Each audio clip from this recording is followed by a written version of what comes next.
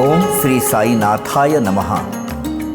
भगवान श्री साईनाथ महाराज ने अपने जीवन काल में जो अनुपम अनुभूतियाँ अपने भक्तों को दी है, ऐसे चुनिंदा लीलाओं का अवलोकन करते हैं श्री साईं बाबा की अनुपम लीलाएं।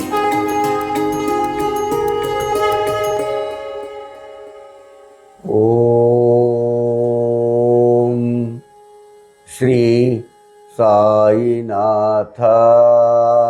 नमः। साईं बाबा की अनुपम लीलाएं, इस श्रृंखला के तहत आज हम एक ऐसे गिने चुने भक्तों की, बहुत ही चुनिंदा ऐसा भक्त है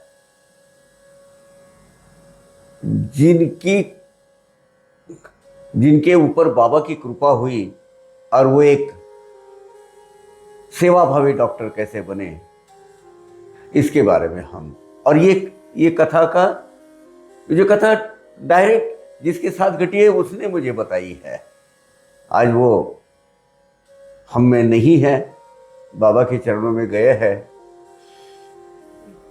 एक अध्याय 26 में आपने एक कथा सुनी होगी, हरिश्चंद्र पितड़े और द्वारिकानाथ पितड़े। उनको वो कन्वर्जन के अटैक आते थे, मिर्गी के अटैक आते थे और वो गिर गया, और फिर बाबा ने वो एक बहुत लंबे समय तक बाबा के सामने वो अटैक आ गया और फिर वो हमेशा के लिए, जिंदगी भर के लिए ठीक हो गया। ऐसी एक कथा है पितड़े की। ऐसे ही एक और पितड़े बाबा के भक्त आज भी है, उस वक्त भी थे। वो पितड़े फैमिली, पितड़े यानी अपने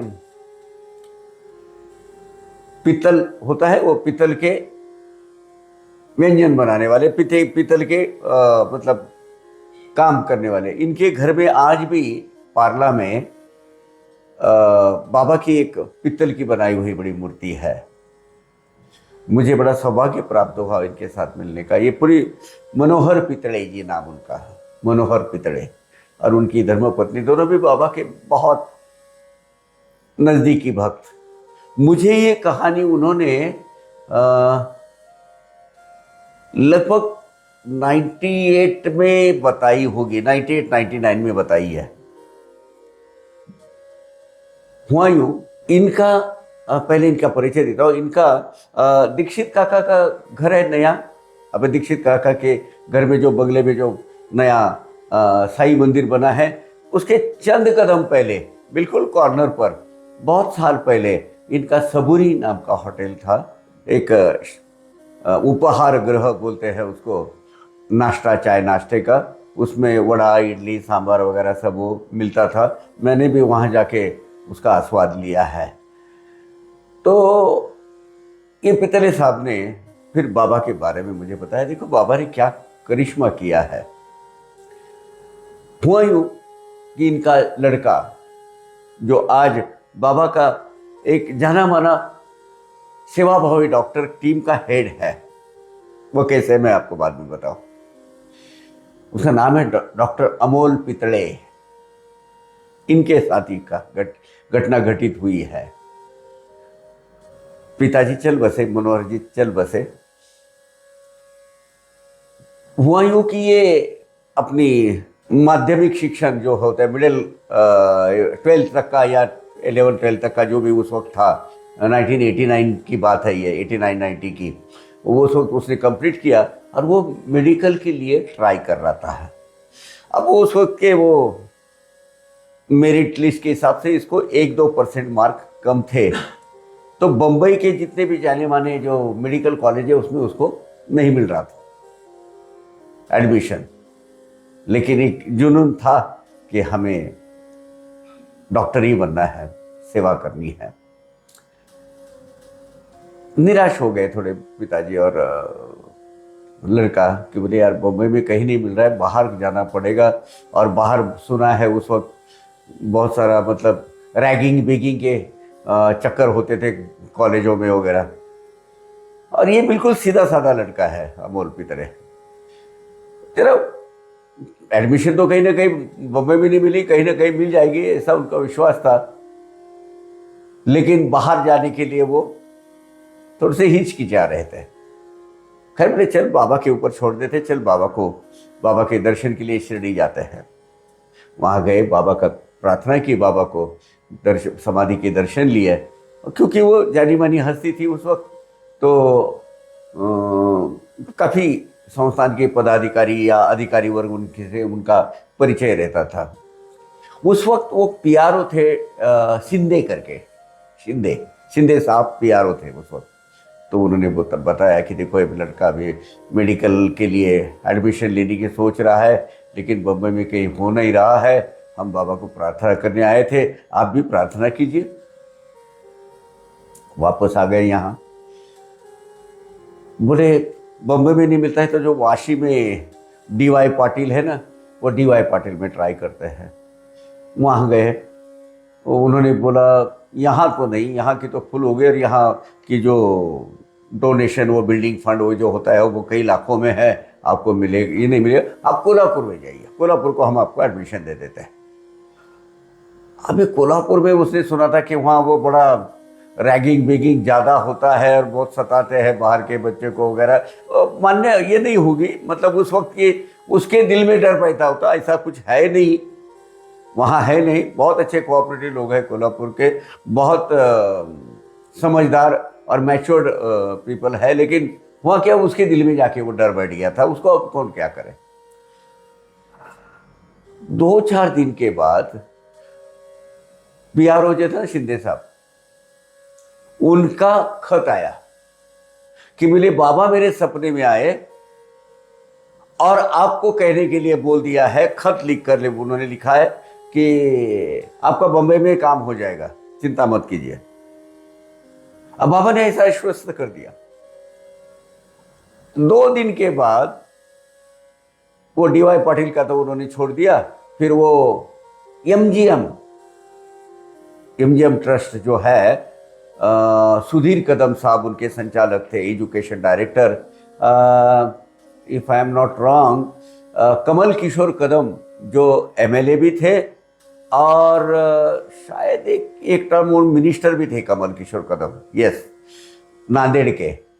उन्होंने एक ट्रस्ट स्थापन किया था मेडिकल कॉलेज का, और उसका पहली शाखा औरंगाबाद में कार्यरत ऑलरेडी हो चुकी थी, और उनको बम्बई में दूसरा उसकी ब्रांच, दूसरा एक कॉलेज वहाँ खोलना था।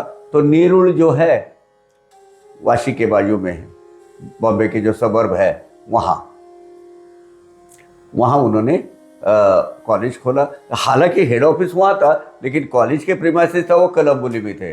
अब उस वक्त 89-90 की अगर कलम्बोली की हालत आप देखेंगे ना, मच्छरों का साम्राज्य, कूड़ादानी समझ लो, इतना बाजू में गंदगी वगैरह, आजू बाजू में खाने पीने के लिए या टहलने के लिए, इसके लिए कुछ नहीं, बस वो प्रीमाइसेस इतना।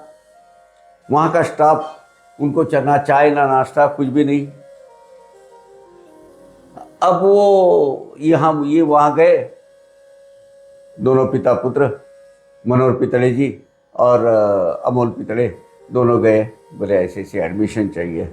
बोले यहाँ तो मुश्किल है, लेकिन आप औरंगाबाद में हमारे जो कॉलेज है उसमें आपको दे देते हैं, क्योंकि यहाँ तो क्या है, सब नया निर्माण करना है, फंड की ज़रूरत है, आपको डोनेशन देना पड़ेगा, ये सब करना पड़ेगा, होगा कैसे।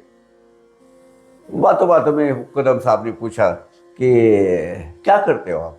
बोले मेरा एक छोटा सा सबूरी नाम का होटल है, सबूरी होटल, वो कॉर्नर हनुमान मंदिर है ना पार्ले का, बिल्कुल वो कॉर्नर में वो जो चौराहा है, एक रास्ता जाता है दीक्षित काका के घर के लिए, एक इधर पैरेलल टू हाईवे जाता है, एक जाता है पार्ला स्टेशन की तरफ, वो कॉर्नर में। आज वो नहीं है होटल। तो बोले मेरा एक ऐसा होटल है, और वो चाय नाश्ते का मैं करता हूँ, वो प्रबंध करता हूँ वहाँ। तो बोले दे दी आपको एडमिशन, लेकिन आपको एक काम करना है, बस बोले 27,000 रुपये हमारी जो फीस है वो आप भर दो, आपको एडमिशन मिली, लेकिन आपको एक काम करना है। अब उसकी थोड़ी सी बैकग्राउंड बताता हूँ। वहाँ के अब तक के जितने वो बच्चों ने एडमिशन ली थी, उनके लिए कैंटीन की व्यवस्था नहीं थी। वहाँ का जितना स्टाफ है, एडमिनिस्ट्रेटिव स्टाफ या प्रोफेसर वगैरह, उनको वहाँ महज नाश्ता खाने के लिए भी कुछ नहीं मिलता था। तो सब लोगों ने मिलकर मैनेजमेंट को शिकायत की थी कि अगर 8 दिन के अंदर हमारे पास खाने का बंदोबस्त आपने नहीं किया या कैंटीन वगैरह की व्यवस्था नहीं की तो कर्मचारी वर्गों ने बोला हम छोड़ देंगे साहब, या आजू बाजू में कुछ है नहीं, भूखा मरना पड़ता है। और वो जो स्टूडेंट थे, जितने भी विद्यार्थी उन्होंने जो प्रवेश लिया था, वो बोले हम भी नहीं रहेंगे यहाँ। मानो एक हड़ताल ही उन्होंने पुकार लिया था। तो मैनेजमेंट ने उनको आश्वस्त किया था कि भाई 8 दिन के अंदर आपकी ये कैंटीन की व्यवस्था करेंगे। और दूसरे दिन ये पिता पुत्र खड़े, तो बोले आपको एक काम करना है, यहाँ कैंटीन चलाने की व्यवस्था करनी है, कब से कर सकते हो? मैंने 8 दिन की मुदत दी है।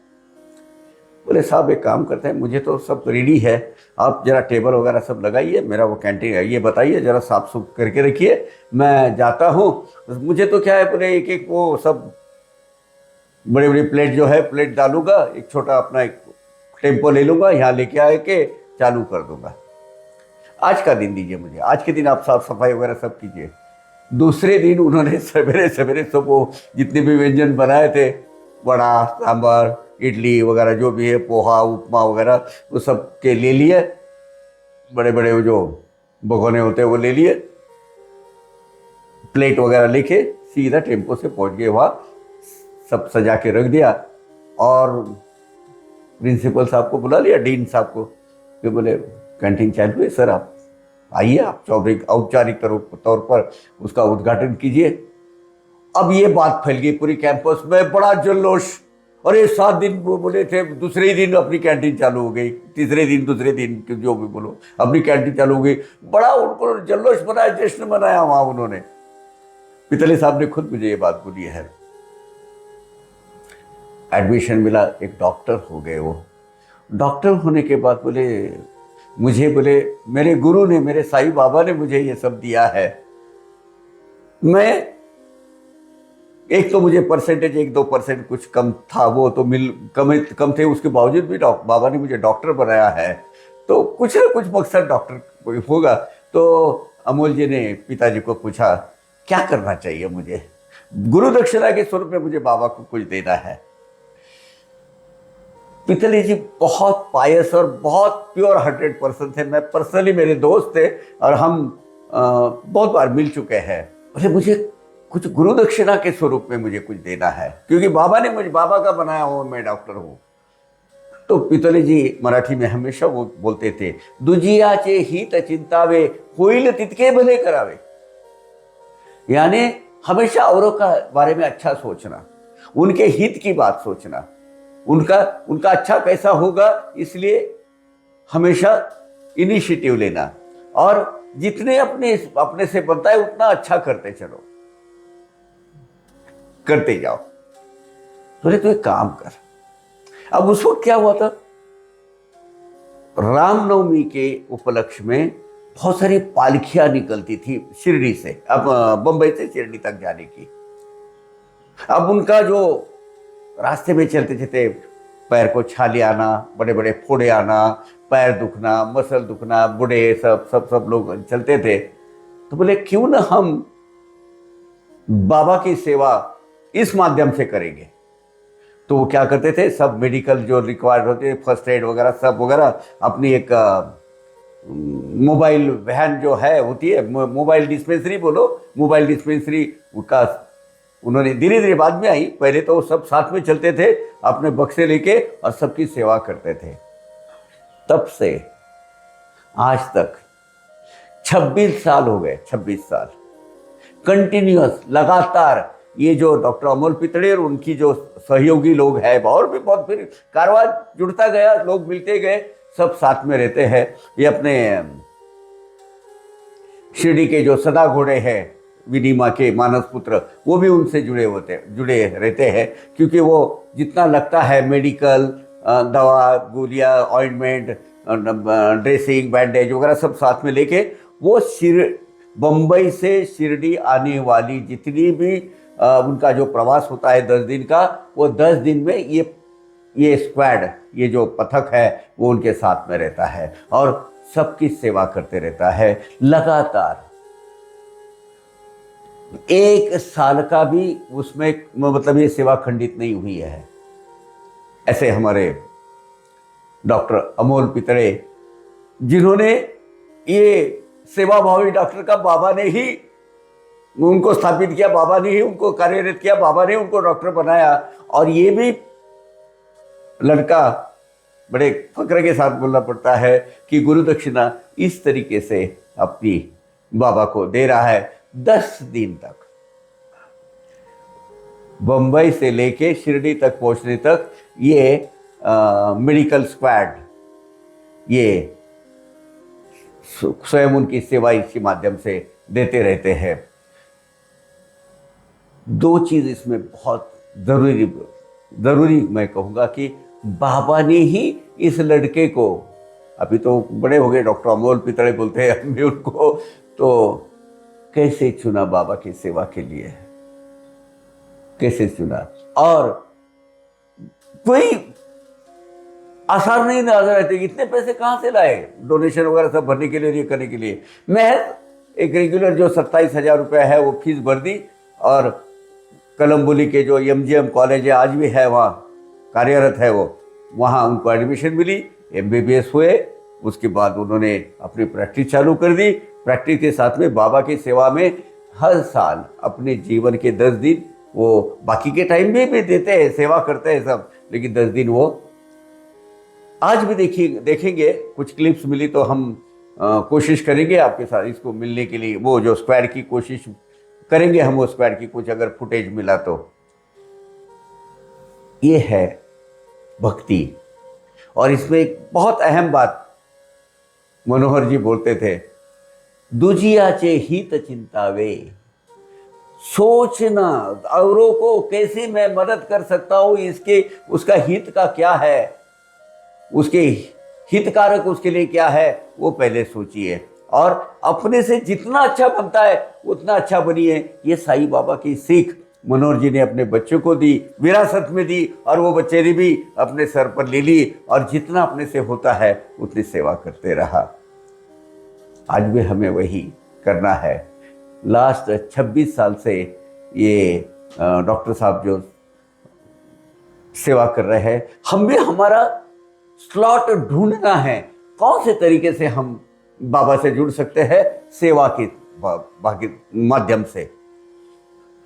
नामस्मरण वगैरह सब वो बाबा वो ठीक है, सेवा जो है भक्ति का एक्सटेंशन है, भक्ति का अगला जो पड़ाव है वो सेवा है। और सेवा के माध्यम से अपनी भक्ति का दृश्य स्वरूप, इजहार जो बाहर होता है, बाह्य स्वरूप सेवा है। और ये हमको समझना चाहिए। इसके लिए आज ये कथा, हालांकि हम साईं सच्चरित्र की सब सेवाएं लीलाएं सुनाते हैं, आज पुराने दोस्त की याद आई और ये जो सब कहानी आप तक पहुंचाने के लिए मैं डॉक्टर साहब का भी परमिशन लिया हूँ, डॉक्टर अमोल पितड़े के। आपका नाम ले सकता हूँ ना? हाँ, तो बोले नहीं काका कोई बात नहीं, आपको क्या पूछने की जरूरत है। तो सब ने क्या बोलना है, क्या सोचना है, औरों का हमेशा अच्छा सोचो और जितना अपने से भला होता है उतना करो। यही तो बाबा चाहते हैं, सेवा परमो धर्मः। और यही गुरु दक्षिणा आज के अपने में से जितनी होती है उतनी, जितने लायक हमें बनाया है, जितना ये बाजुओं में दम दिया है, उतना करते रहना चाहिए। आज का एपिसोड हम यहाँ खत्म करते हैं। अगले एपिसोड में ऐसी ही चुनिंदा लीलाएं लेकर आपके सामने हाजिर हो जाएंगे। तब तक के लिए आज्ञा दीजिएगा। ओम साई राम। अवघा रंग एक झाला, अवघा रंग एक झाला, रंगी रंगला श्रीरंग, रंगला श्रीरंग, रंगला श्रीरंग, अवघा रंग एक झाला। अवघा रंग एक झाला.